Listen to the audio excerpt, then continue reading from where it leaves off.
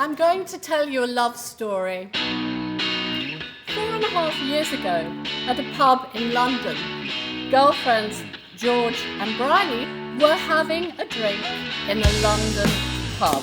At the bar of this pub were two handsome Australians.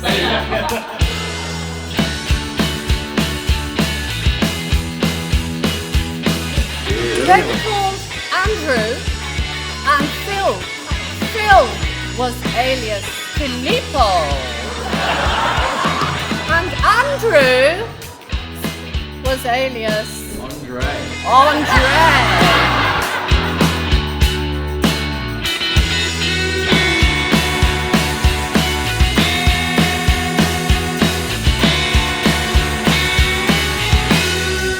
They also thought they would fib about what they did for a living.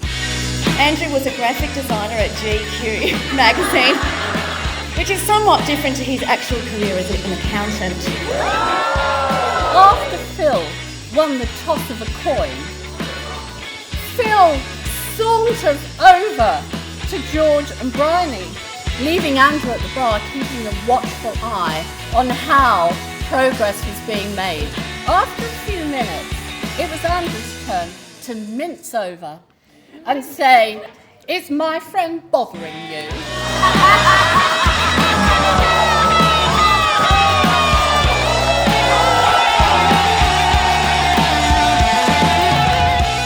After, chatting for a while and a few drinks, phone numbers were asked for and given.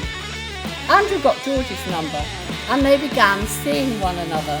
The George was going through a yes stage and had no choice but to hand over her phone number when Phil asked for it.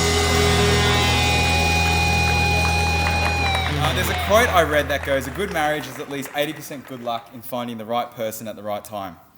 And I tell you, I'm glad I walked into the bar that night with Phil and he had the courage to ask for George's number. Without the kindness and support of our friends, we wouldn't be here tonight. You've all touched and shaped our lives in your own way, and we all love you very much.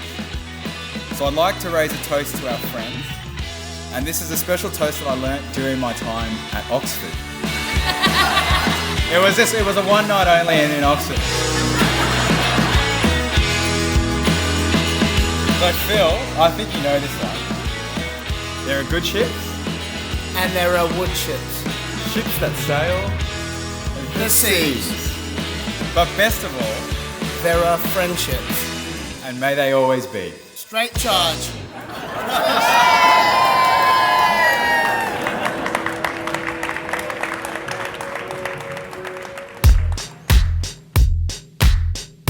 It's been no secret in my family that I would have loved to have had a son. It hasn't been a secret. Instead, I have two gorgeous daughters, both now married to two great guys. There was method in my decision to agree to our first daughter being called Georgina, because I knew it could be shortened to George. I didn't expect it. Which it has, and she actually now prefers it, so I will now refer to her as George. I first met Andrew, or the Yee, as I shall refer to him. I'm sure you all know them both as the G and the Yee, at a pub in Twickenham called the Albany. Until then, I hadn't known that George was really a daddy's girl, but it all became clear that she must be. You look lovely. Oh, there's definitely going to be tears. Because the Yee has the same Christian name and profession as me. He likes rugby and a beer or six, like me. And of course, he's also charming and handsome. Hey! I just hope he cries his eyes out like he did when he left me at the airport in the UK. That's what I'm wanting. A red-faced Andrew. Okay, please stop now.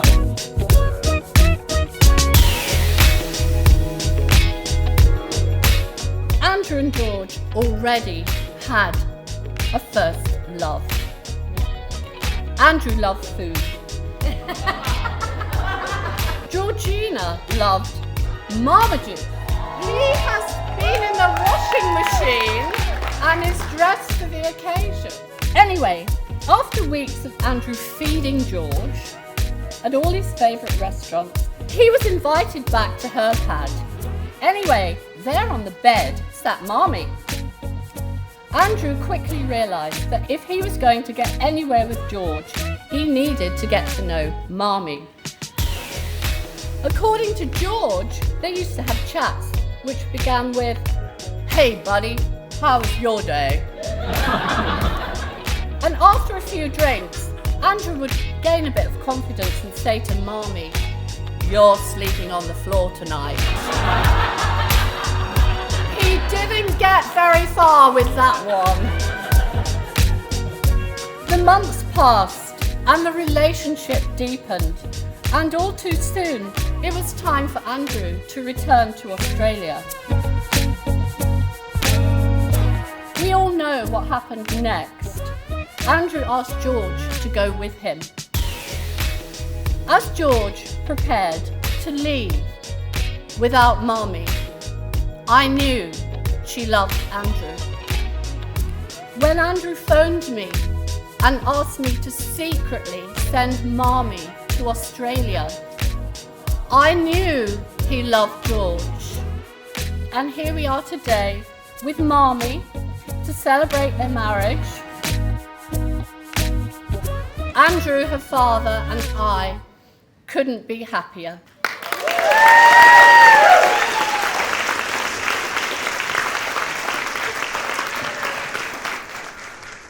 Finally, to George, my lovely wife.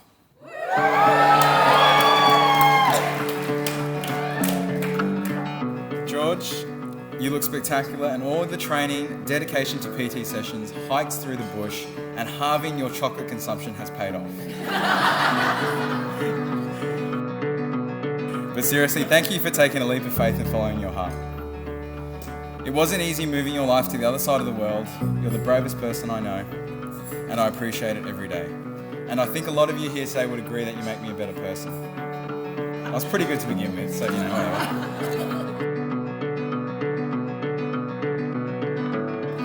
George, you are the most important person in my life, and I love you. I'll always love you. Every day before you, I was holding back. If you want the stars, I can pull them down. Baby, in my arms, you'll be safe and sound. Andrew, you are unexpected and are my biggest and greatest adventure, as meeting you changed everything. I might always say it was my yes stage that started it all, or if it wasn't for Phil, but really it was you. Your warmth, your charm, your smile, your kindness, your tears when you left me. I cannot promise you that it will always be easy. I do promise you that I will never need more than just your company to be happy. I promise to love you and keep on loving you for all the million things you do for me that make me smile, to conquer the world with you, to always drag you to the gym with me and agree your muscles are getting bigger.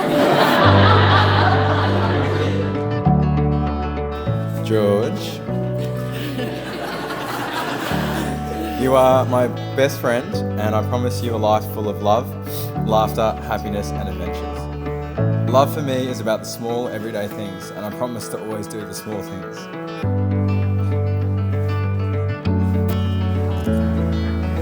Funniness. Pausing for dramatic effect. I promise to leave the room when I fart. To buy you all the chocolate in the world when you're sad. To give you cuddles and kisses when you need them, and even when you don't want them.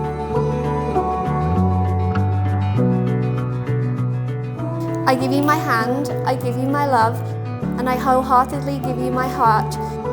You are my sun, my moon, and all of my stars, and I would choose you in every lifetime as your heart is my home. I always promise to put you and us first. I will support, encourage, and love you, and be the best version of myself for you.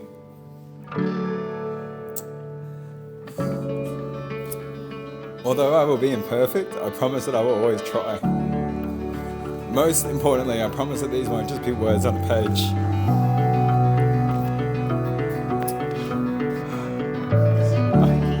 I'm really. To Together, we'll nail this shit, and I promise you'll never feel alone. Today and forever, we are partners and equals, and I give you my hand and my heart as I pledge my love to you.